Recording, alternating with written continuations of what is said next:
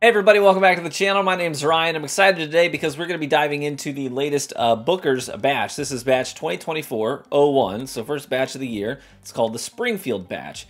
And I have seen some very positive reviews of this already starting to surface. I have not tried it yet myself, so I'm going to be diving into it. I haven't read the reviews, so I don't know exactly what people are saying, but I've seen the scores, and it looks like this is being pretty well received so far. So I'm going to try it for myself, see how I feel about it, and I've got lots of the Booker's series already in my collection. Happy to add another one to it because I do tend to like what Booker's brings to the table. Not every bottle, some batches are misses, and you know, we had some of those last year as well, but we did have some heavy hitters last year, like the 2023-04 batch was quite good and ended up being in my top 10 bottles of the year. So we'll see where Springfield lands, if it can follow that up or not. And as always, the Booker's bottles come in, oh, you can see the reflection of me doing, it's like, it's me-inception. But anyways, yeah, so these are the boxes that Booker's always comes in, which is a nice presentation for sure. It kind of has this nice old-timey feel to it. And we will remove the bottle from the box. All right, I've always appreciated the bottling on these Booker's series just because, you know, the heavy wax, you've got the little ribbon here that's underneath the wax, and the it almost looks like a mead or a wine bottle in a lot of ways, which I think just presents quite well on a shelf. I think it always looks good. It's eye-grabbing, it's attention-grabbing, so it's nice to have it out and visible for guests as well. So the Springfield Batch here, this comes in at 124.5 proof, so fairly hot. You know, that's certainly what we're used to on these Booker's expressions. They're uncut and unfiltered. They are batches, so not a single barrel like the Baker stuff. The age on this, 7 years, 7 months, and 8 days, which puts it among the oldest in recent history. So some great age on this one. We'll go ahead and break the seal on it, and then we'll do the whole like write-up on this one, because each batch has its own sort of story and thing that it honors in the Beam family heritage. Pour it, let it start opening up. For those of you who care, there's always a card that is included with each batch that you buy. And this will give you the story write-up on one side, and on the other side, it will give you details about the batch itself, for those of you who like to nerd out about such things. For example, on the back it says, this batch is made up of 5 production dates stored in 4 different aging warehouses. 17% came from the 5th floor of a 9-story warehouse G, 7% came from the 4th floor of 9-story warehouse H, 31% came from the 5th floor of 7-story warehouse Z, and 45%, the biggest cut, came from the 4th floor of the 7-story warehouse 3. So some people like to nerd out about that kind of stuff. You know, I've toured some of the warehouses there at Jim Beam, and it is kind of cool to see the difference between all of them. Now, the batch name and the backstory on each batch has nothing to do with the flavor or anything like that of the whiskey itself. They predetermine those things at the beginning of the year. Hey, what are we going to name all the batches of Booker's this year? Let's call them this. Let's pay homage to this backstory and do this thing here. So the way that they taste and the thing that they're named have no relation whatsoever, other than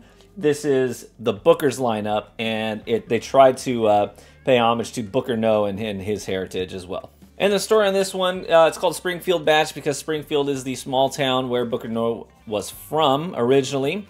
And just kind of talks about how that's where he kind of evolved his work ethic, his sort of hard work mentality, being a farmhand, growing up in a small town where people were, you know, farming tobacco and things of the sort. But what you want to know is this stuff any good? So let's get into that. We'll go with a visual inspection first. These are always pretty thick and viscous, being uncut, unfiltered, and at batch strength, straight out of the barrel. I will say, visually speaking, very thin layer of droplets. See that right at the top where I've been rolling it? But no thick drips running down the side of the glass.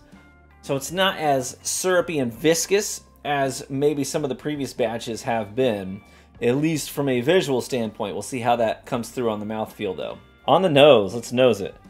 You know, the more contact with oak you have, the more vanillins are grabbed from the wood itself. That seasoned oak, these vanillins are created when the lignins break down. That's where you get that thick vanilla flavor on a lot of well-aged bourbons.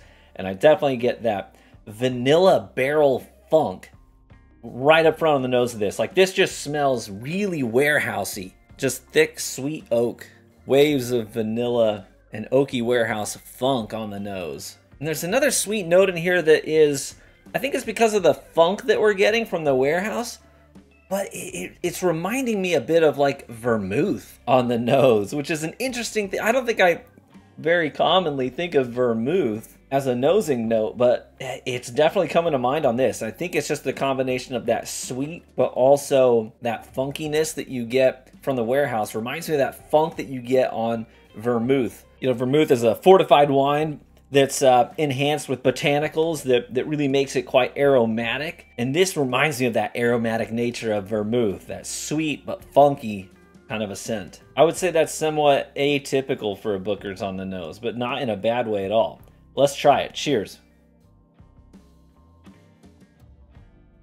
Man, the first thing that comes to mind on the front end of that palate is like silky vanilla. And then we transition into that almost that fortified wine sweetness that was making me think vermouth. Tons of funk and almost that stemmy grape in there as well. But then the back end of the palate and well on into the finish is just a ton of funky oak.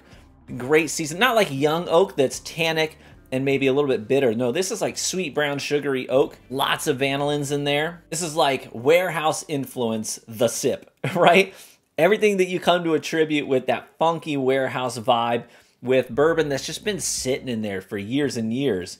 That funkiness and all that oak right here in one sip. Yeah, second sip kind of solidifies that for me. Silky vanilla up front, followed by that funky stemmy grape of the vermouth note that we were getting, and the end of the palate and well on into the finish, just tons of sweet vanilla oak and that funky warehouse quality. I wouldn't say that it's like overly complex or anything, but that's a really nice sip. Like if you ever wanted to have a sip that just screams warehouse influence, this is it.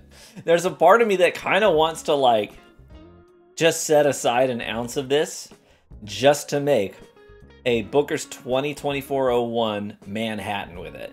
Let me see how far we can go with that vermouth note and make a Manhattan out of this that's really punchy. That could be kind of fun. I might have to double back on that, let you know if I try that out, how it goes. But I'm intrigued. I'm definitely intrigued by the notion. Quite different from other Booker's batches. I think, I mean, there is some of that nuttiness in there that's sort of hallmark with Jim Beam, but it's not nearly as much of it. It's not the like prominent note that you get on tons of these Booker's expressions.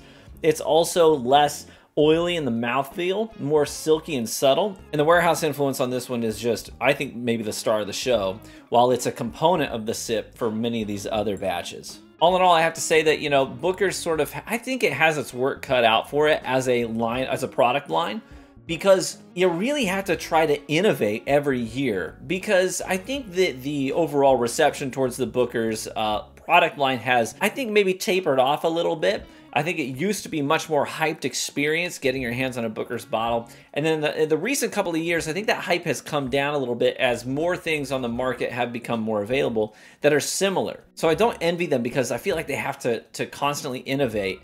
And it's hard to innovate with a product that you're making 7 to 8 years in advance, you know what I mean? The timing of that is a really tricky thing. But I do like when Beam sort of takes a batch of Bookers and goes a little off script, but delivers a good experience. And I think that's what I liked the most about 2023-04 is that it deviated from the standard, but it deviated in a way that was really desirable and really memorable, and I loved it. Now, they also have had some other batches that deviate from the standard and do not deliver, like 2023-03. That batch was a bit of a yikes. I think most people agree that that one was not a vibe. But this is a deviation from the standard that works, and it has a core sense of identity, right?